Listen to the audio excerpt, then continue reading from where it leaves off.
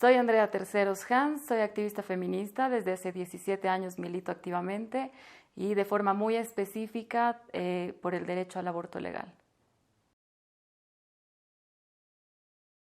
Pero la primera colectiva con la que yo empecé a militar era precisamente una colectiva anarcofeminista y bueno, políticamente el anarquismo es, creo, la teoría política de la que más me he enamorado, pero también siento que es muy idealista, ¿no? Pero bueno, con ellas trabajamos principalmente el tema de cuerpos, sexualidades, libertades y en ese marco aborto. Y también con ellas trabajábamos mucho la reivindicación también del espacio público como parte también nuestra, como un derecho de las mujeres, ¿no? Y cómo habitamos los espacios con las mujeres, con nuestras cuerpos, con nuestras sexualidades, sin que eso tenga que ser un justificativo para sufrir violencia. Nosotras identificamos en todas las experiencias de sufrir abuso, violencia sexual desde muy chicas, acoso, en diferentes formas, ¿no? Precisamente por haber nacido con cuerpos de mujeres, ¿no? El cuerpo mismo de una, la cuerpa de una, es el primer espacio de lucha y de batalla histórico, tanto a nivel social como a nivel personal. Porque es todos los días, para mí desde el feminismo, la principal lucha es todos los días enfrentarte con las construcciones con las que has sido criada toda tu vida y que atraviesan tu cuerpo. Atraviesan cómo debes ser, cómo debes hablar, cómo debes vestirte, cómo debes peinarte, cómo debes maquillarte o no maquillarte, porque además es todo un problema, ¿no? Si te maquillas fuera de la norma, peor todavía, ¿no? Si te vistes igual, ¿no? Como además que tienes que ser sexy, pero hasta ahí, porque si no puta, porque no, así como todo esto. Entonces, en realidad creo que la lucha primera es con una misma, con sus construcciones y con todo lo que carga.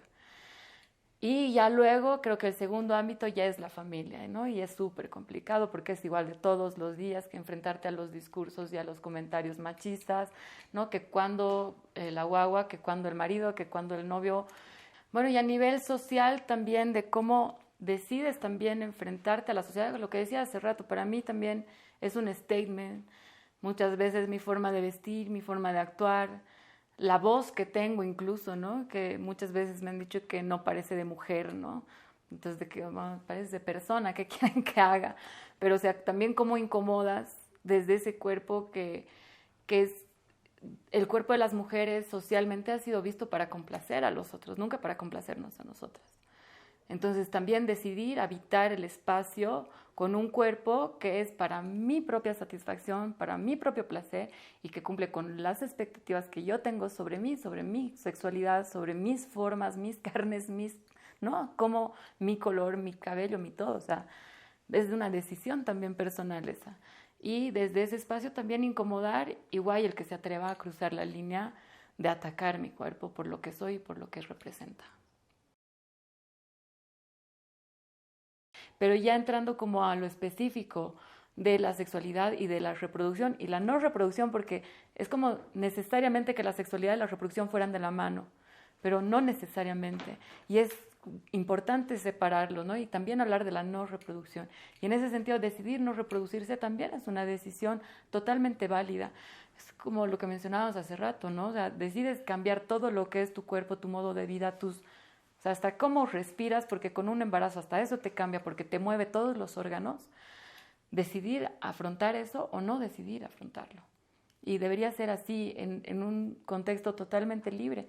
Mucho se habla de las consecuencias negativas supuestamente del aborto. Las consecuencias negativas psicológicas ocurren cuando existe el estigma precisamente. Todas esas construcciones sociales que precisamente cargamos por el simple hecho de ser mujeres. Desde el hecho de que se espera de que seamos madres, cuando decidimos no serlo o cuando lo postergamos, ya es como todo un estigma.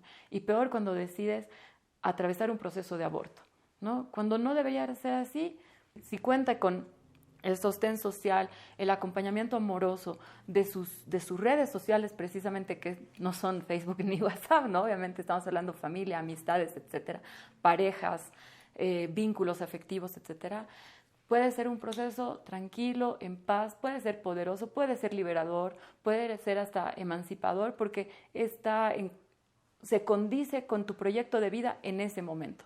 Si tu proyecto de vida no está, pues bueno, entonces lo postergas un poco, pero sigues con tu vida. No tiene por qué machacarte todos los días ni ser un sinónimo de que te tienes que todos los días latiguear por haber decidido abortar. No eres mala mujer, no eres mala persona, no eres menos cristiana para las personas creyentes, ni eres, no sé, una asesina como nos quieren hacer creer, para nada. Eres una persona con derechos humanos y que los ejerce, y ejerce su derecho a decidir, así en el amplio y en lo concreto y específico, y decides no maternar y seguir adelante con tu vida.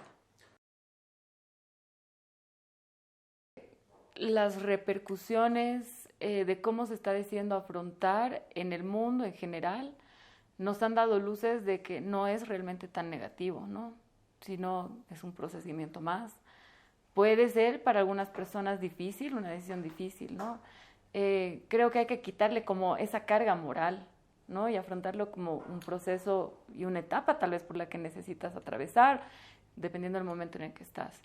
Hay países como Cuba que tiene despenalizado el aborto hace muchísimo tiempo, ¿no? Y las críticas, por ejemplo, a eso es que, claro, es que ahora lo utilizan como un método de anticoncepción. No es así, no es así. Posiblemente, o sea, sí, en la medida de lo posible se debe acompañar de políticas públicas para acceso a métodos anticonceptivos, se debe acompañar de una política pública de educación integral para la sexualidad. Tú mencionabas el ejemplo de Argentina. Argentina hace 15 años tiene una ley de educación sexual integral en las escuelas.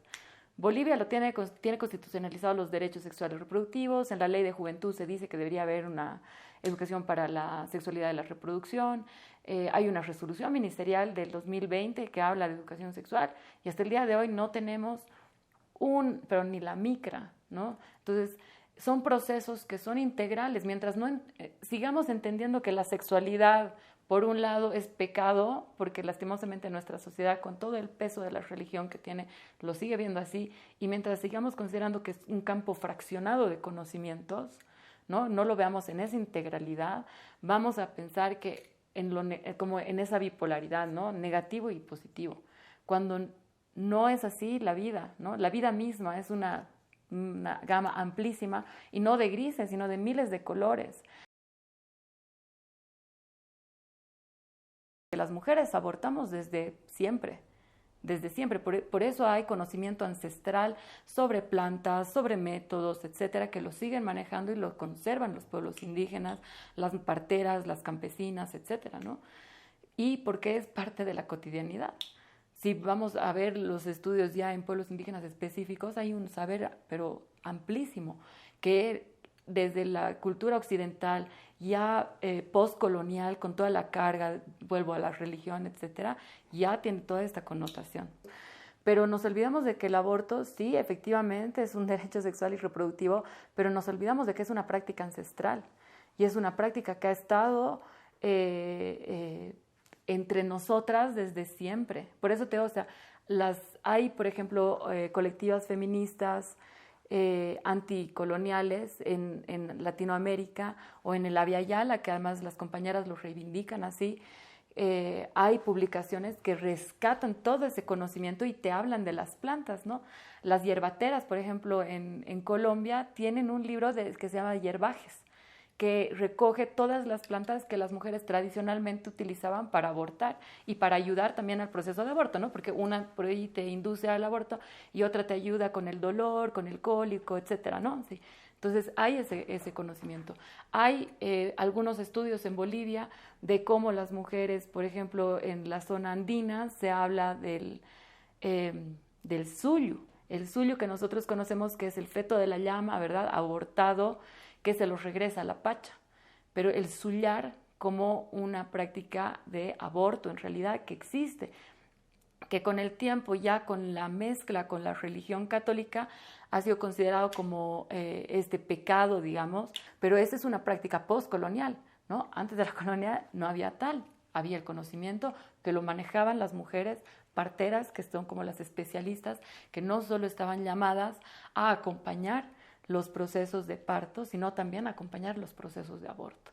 En el oriente lo mismo, en el pueblo guaraní lo mismo. Hay algunos estudios, pero creo que es importante que rescatemos también eso porque es parte también de nuestra identidad como Estado plurinacional, como naciones diversas que somos, porque así de diversas identidades también somos las mujeres y las personas con capacidad de gestación.